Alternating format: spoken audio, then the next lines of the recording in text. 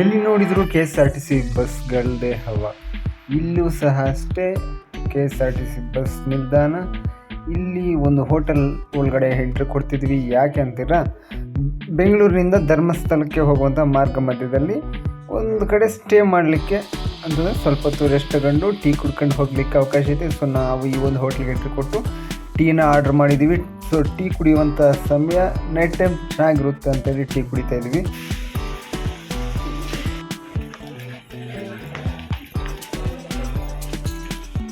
ನಮ್ಮ ಪ್ರಯಾಣ ಬೆಂಗಳೂರಿನಿಂದ ಧರ್ಮಸ್ಥಳಕ್ಕೆ ಸಾಗಿತು. ಈ ಒಂದು ಮಾರ್ಗ ಮಧ್ಯದಲ್ಲಿ ಪ್ರಯಾಣಿಕರ ಒಂದು ವಿಶ್ರಾಂತಿಗೋಸ್ಕರ ಮಾರ್ಗ ಮಧ್ಯದಲ್ಲಿ ಈ ಒಂದು ಸ್ಥಳದಲ್ಲಿ ನಿಲ್ಲಿಸಲಾಯಿತು. ಇಲ್ಲಿ ಚಹಾ ಕುಡಿದು ನಮ್ಮ ಪ್ರಯಾಣವನ್ನು ಮುಂದುವರಿಸಿದ್ವಿ.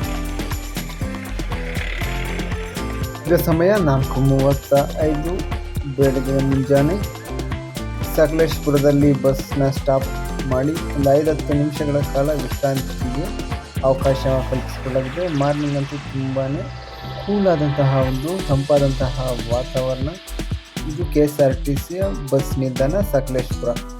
ಸೊ ಇಲ್ಲೂ ಅಷ್ಟೇ ವಾತಾವರಣ ಚೆನ್ನಾಗೈತೆ. ಗಾರ್ಡ್ ಸೆಕ್ಷನ್ ಕಂಡ್ರಿ ಇದೆಲ್ಲ. ಈ ದಾರಿಗಳು ಎಲ್ಲಿ ನೋಡಿದರೂ ಕಣಿವೆಗಳೇ ಕಣಿವೆಗಳು. ಈ ಒಂದು ವಸತಿ ಗೃಹಗಳ ಪ್ರತ್ಯೇಕತೆ ಏನೆಂದರೆ, ಎಲ್ಲ ಒಂದು ವಸತಿ ಗೃಹಗಳಿಗೂ ಪ್ರತಿಯೊಂದು ವಸತಿ ಗೃಹಕ್ಕೂ ಸಹ ನದಿಗಳ ಹೆಸರನ್ನು ಇಡಲಾಗಿರುತ್ತದೆ. ಇಲ್ಲಿ ಗೋಶಾಲೆಯನ್ನು ನಿರ್ಮಾಣ ಮಾಡಲಾಗಿದೆ. ಇಲ್ಲಿ ಇನ್ನು ನೂರಾರು ಗೋವುಗಳು ಸಹ ಇದ್ದಾವೆ. ಸ್ಥಳದಲ್ಲಂತೂ ರೂಮ್ಗಳಿಗೆ ಸಿಕ್ಕಾಪಟ್ಟೆ ವೀಕೆಂಡಲ್ಲಿ ಫುಲ್ ಡಿಮ್ಯಾಂಡ್ ಇರುತ್ತೆ. ನಾವು ಬೆಳಗ್ಗೆ ಸುಮಾರು 6:30ಕ್ಕೆಲ್ಲ ಧರ್ಮಸ್ಥಳನ ತಲುಪಿದ್ದೀವಿ. ಸ್ನಾನಗಳನ್ನೆಲ್ಲ ಮುಗಿಸಿ ಕೊನೆಗೆ ದೇವರ ದರ್ಶನಕ್ಕೆ ಹೋಗೋಣ ಅಂತೇಳಿ ದೇವರ ದರ್ಶನಕ್ಕೆ ಹೋಗ್ತಾ ಇದ್ವಿ. ಸೊ ಎಲ್ಲೂ ಸಹ ನಮಗೆ ರೂಮ್ನ ಫೆಸಿಲಿಟಿ ಅನ್ನೋದು ಸಿಗಲೇ ಇಲ್ಲ. ಕಾರಣ ಹೆವಿ ಫುಲ್ ಜನರು ರಶ್ ಜಾಸ್ತಿ ಅಂತ. ಸ್ನೇಹಿತರೆ, ಮುಂದೆ ಕಾಣಿಸುತ್ತಿರುವುದು ಶ್ರೀ ಮಂಜುನಾಥ ಸ್ವಾಮಿ ದೇವಾಲಯ.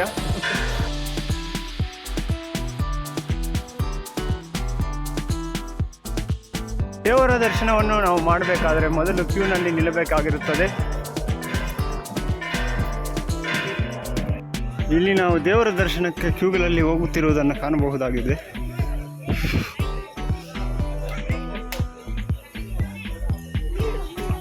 ಶ್ರೀ ಮಂಜುನಾಥ ಸ್ವಾಮಿಯ ದರ್ಶನಕ್ಕಾಗಿ ಕ್ಯೂಗಳ ಮುಖಾಂತರ ಹೋಗುತ್ತಿರುವುದನ್ನು ನಾವು ಇಲ್ಲಿ ಕಾಣಬಹುದಾಗಿದೆ. ಸಿಕ್ಕಾಪಟ್ಟೆ ಕ್ಯೂ ಇತ್ತು. ನನಗಂತೂ ತುಂಬಾ ಸಾಕಾಗೋಯಿತು. ನಾವು ಸುಮಾರು 7 ಗಂಟೆ ಕ್ಯೂ ಎಂಟ್ರಿ ಕೊಟ್ಟರೆ 2:30-3 ಗಂಟೆ ಆಯಿತು ದೇವ್ರ ದರ್ಶನ ಆಗಲಿಕ್ಕೆ. ದೇವರ ದರ್ಶನ ಮಾಡಿಕೊಂಡು ಆಚೆ ಬಂದ್ವಿ. ರಥೋತ್ಸವ ಅನ್ನೋದು ಇನ್ನೇನು ಹತ್ತಿರದಲ್ಲಿತ್ತು ಅಂತೇಳಿ ರಥೋತ್ಸವ ಎಲ್ಲ ಕಾರ್ಯಕ್ರಮಗಳನ್ನು ನಡೆದು ನಮ್ಮೊಂದು ಲೈಫಲ್ಲಿ ತುಂಬ ವರ್ಸ್ಟ್ ಜರ್ನಿ ಅಂತಂದರೆ ಇದೇ ಅನಿಸುತ್ತೆ. ಟ್ರೈನಲ್ಲಿ ಬೆಂಗಳೂರಿಗೆ ರಿಟರ್ನ್ ಆಗಿದ್ದು. ಬಸ್ಸಲ್ಲಿ ಹೋಗಬೇಕು ಇದ್ದಿದ್ರೆ ತುಂಬ ಸೇಫ್ಟಿ ನೆಮ್ಮದಿಯಾಗಿರ್ತಿತ್ತು. ಆದರೆ ಟ್ರೈನಲ್ಲಿ ಚೆನ್ನಾಗಿರುತ್ತೆ ಅಂತೇಳಿ ಈ ಒಂದು ಟ್ರೈನ್ ಮುಖಾಂತರ ಪ್ರಯಾಣಿಸಿ ತುಂಬ ಕಷ್ಟ ಆಯಿತು. ನಿಂತ್ಕೊಳ್ಳೋಕ್ಕೆ ಕೂಡ ಜಾಗ ಇಲ್ಲ.